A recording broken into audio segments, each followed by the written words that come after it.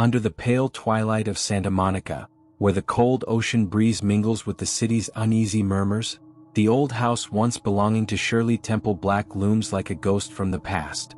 To passers-by, it's just a beautiful yet silent mansion, aged and tucked away in a forgotten corner of West Los Angeles County. But to those who dare to uncover its secrets, the house is no mere residence. It is a living tomb where the past refuses to fade.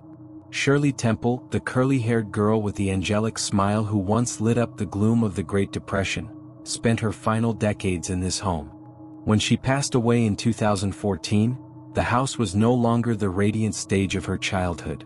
It had become a dark fortress, a prison for memories the outside world had long forgotten or deliberately buried.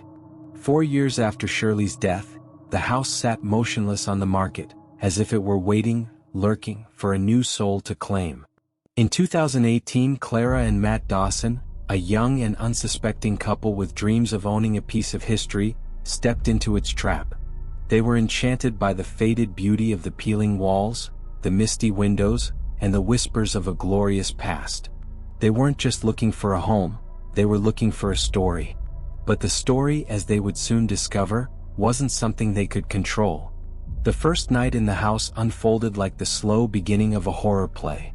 Clara and Matt sat in the vast living room, dim lights casting long shadows on dust-covered furniture, the silence thick enough to choke. Sipping wine, they tried to savor the freshness of a new chapter in life. But when the clock struck midnight, the air shifted. Clara, on her way down the pitch-black hallway to fetch more wine, suddenly froze.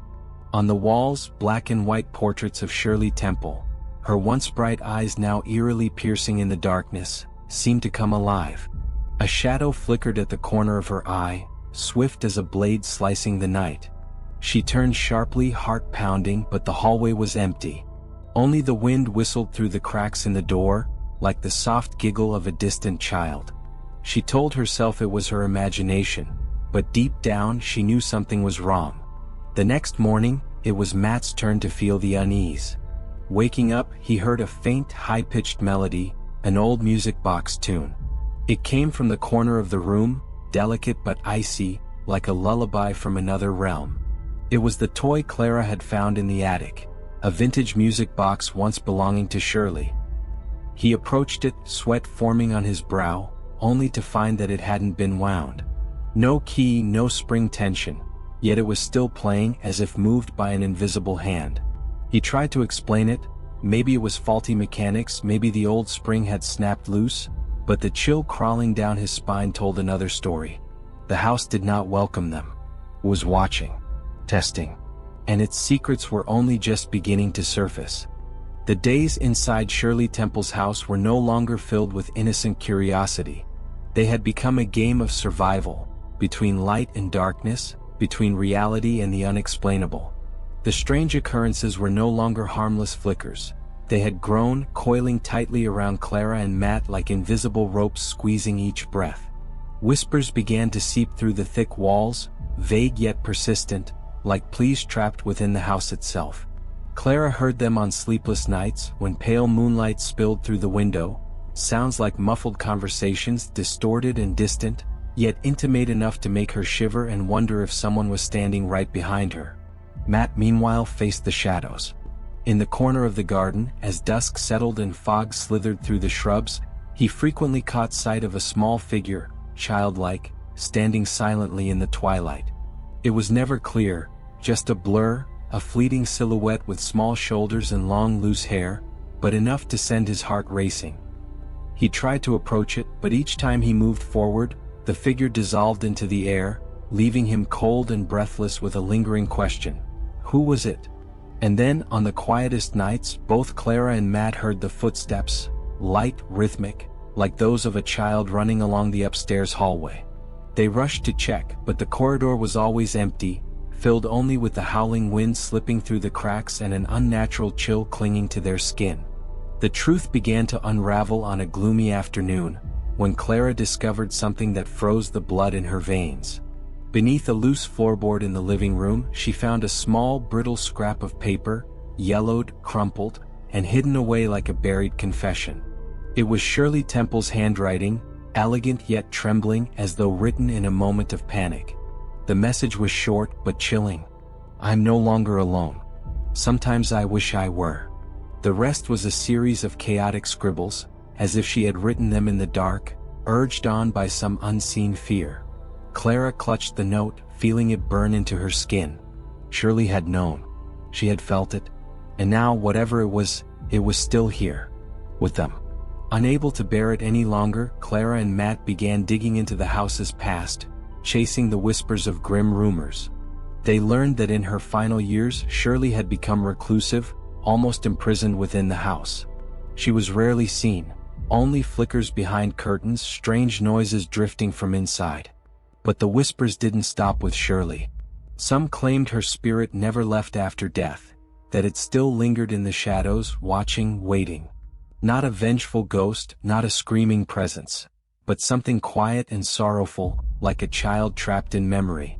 Clara began to feel it more clearly. Every room, every hallway hummed with the echoes of a lullaby from the past, a song Shirley once sang, now haunting the house through them.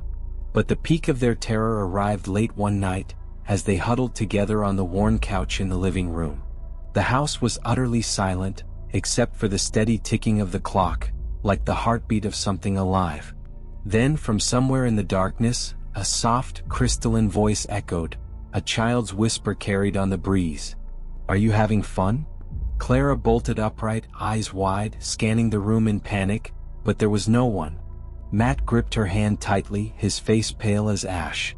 For the first time he admitted he had heard it too. The voice was not just a question. It was an invitation. A warning. The house did not merely hold Shirley Temple's memories. It was a trap. A living entity. And they had been drawn into the story it had written long ago. Shirley Temple's house was no longer a refuge. It had become a living labyrinth, where every corner, every floorboard exhaled the breath of the past. Clara couldn't shake the feeling of invisible eyes watching her, peering through dusty curtains and fogged-up windows. She began wandering the house during the still hours of the night, drawn by an unseen call echoing through the dark hallways. One night, as the clock struck 3 a.m., she found a key, a cold, antique brass key that seemed to have been waiting for her for decades. It led her to the attic, where a long-locked door creaked open with a dry click, echoing like bones snapping in the dark. The attic was not a dusty storage room as she had expected. It was a shrine of shadows, where time had stopped, the air thick with the scent of rotting paper and old fabric. Tilting shelves overflowed with journals, letters, and photographs of Shirley Temple, not the radiant child star, but a woman with sunken eyes and a faded smile. In a far corner stood an oil painting of Shirley on an easel, her eyes in the portrait dark and mournful, staring straight into Clara's soul.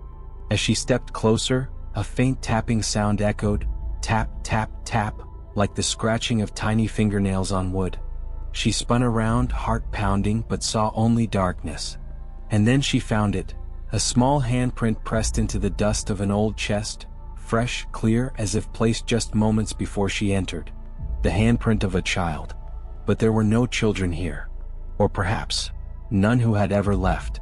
From that night forward, the girl in the white vintage dress appeared more often, no longer fleeting, no longer a blur. Clara saw her standing motionless in the garden, deep black eyes staring through the mist, or silently at the top of the staircase, her long hair covering her face. The rustle of fabric echoed through the hallways, her name whispered in the wind, not in Shirley's voice but something older, something rooted deep in the house itself. Matt could no longer deny it either. He grew quiet, his gaze distant, as if the house had seeped into his very blood.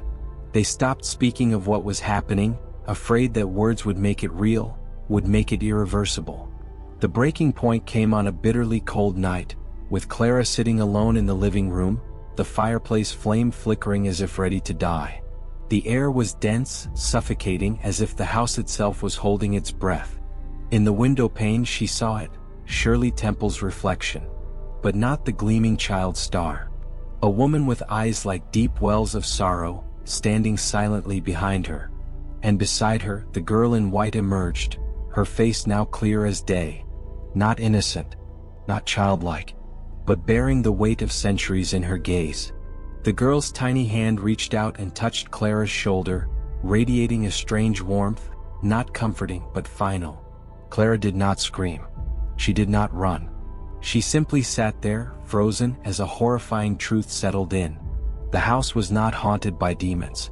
It was haunted by its own history. It was alive, a jailer of memories, and they had become part of it. When the fire finally died, silence fell over the house. No more whispers, no more figures. But the stillness was not peace. It was surrender. Clara and Matt never left. They remained, pulled into the house's vortex, becoming characters in the story Shirley Temple left behind. A story with no ending, only eternal echoes within the cold, crumbling walls. The house had claimed them just as it had claimed her. Forever shadows in a legend that would never fade.